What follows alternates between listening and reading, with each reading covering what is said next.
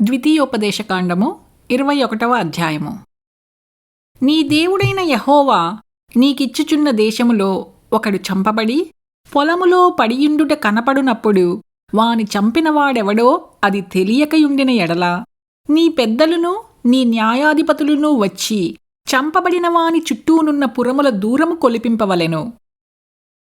ఏ ఊరు ఆ శవమునకు సమీపముగా ఉండునో ఆ ఊరి పెద్దలు ఏ పనికిని పెట్టబడక కాడి ఈడు అని పెయ్యను తీసుకుని దున్నబడకయూ విత్తబడకయూయున్న ఏటి లోయలోనికి ఆ పెయ్యను తోలుకొనిపోయి అక్కడ అనగా ఆ లోయలో ఆ పెయ్య మెడను విరుగదీయవలెను.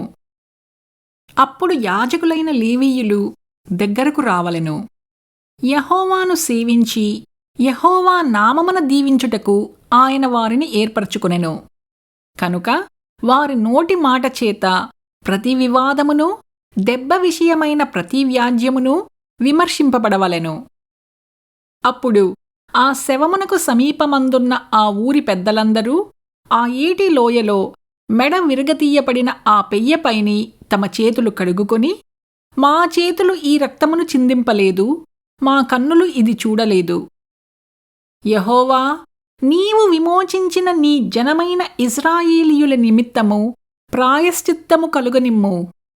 నీ జనమైన ఇశ్రాయేలీయుల మీద నిర్దోషి యొక్క ప్రాణము తీసిన దోషమును మోపవద్దని చెప్పవలెను.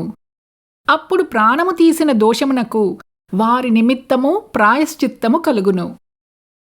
అట్లు నీవు యెహోవా దృష్టికి యథార్థమైనది చేయునప్పుడు నీ మధ్య నుండి నిర్దోషి యొక్క ప్రాణ విషయమైన దోషమును పరిహరించెదవు. నీవు నీ శత్రువులతో యుద్ధము చేయబోవునప్పుడు నీ దేవుడైన యెహోవా నీ చేతికి వారిని అప్పగించిన తరువాత వారిని చెరపట్టి ఆ చెరపట్టబడిన వారిలో రూపవతి అయిన దానిని చూచి ఆమెను మోహించి ఆమెను పెండ్లి చేసుకున్న మనస్సై నీ ఇంట ఆమెను చేర్చుకునిన తరువాత ఆమె తల క్షౌరము చేయించుకుని గోళ్లను తీయించుకొని తన చెరబట్టలు తీసివేసి నీ ఇంట నివసించి 1 నెల దినములు తన తండ్రుల గూర్చి ప్రలాపన చెయ్యుటకు నీవు ఆమెకు సెలవియ్యవలెను. తరువాత నీవు ఆమె యొద్దకు పోయి ఆమెను పెండ్లి చేసుకునవచ్చును. ఆమె నీకు భార్యయగును. నీవు ఆమె వలన సంతుష్టి నొందని ఎడల ఆమె మనస్సు వచ్చిన చోటికి ఆమెను సాగనింపవలెనే కాని ఆమెను ఎంతమాత్రమును వెండికి అమ్మకూడదు. నీవు ఆమెను అవమానపరిచితివి కనుక ఆమెను దాసివలే చూడకూడదు. ప్రేమింపబడునది ఒకతెయు ద్వేషింపబడునది ఒకతెయు 2 భార్యలు ఒక పురుషునికి కలిగియుండి ప్రేమింపబడినదియు ద్వేషింపబడినదియు వాని వలన బిడ్డలు కని జ్యేష్ఠ కుమారుడు ద్వేషింపబడిన దాని కొడుకైన ఎడల తండ్రి తనకు కలిగిన దానిని తన కుమారులకు స్వాస్థ్యముగా ఇచ్చునాడు. ద్వేషింపబడిన దాని కుమారుడైన జ్యేష్ఠునికి మారుగా ప్రేమింపబడిన దాని కుమారుని జ్యేష్ఠునిగా చేయకూడదు. ద్వేషింపబడిన దాని కుమారునికి తండ్రి తన ఆస్తి అంతటిలో రెట్టింపు భాగమిచ్చి వానినే జ్యేష్ఠునిగా ఎంచవలెను. వీడు వాని బలప్రారంభము కనుక జ్యేష్ఠత్వాధికారము వీనిదే.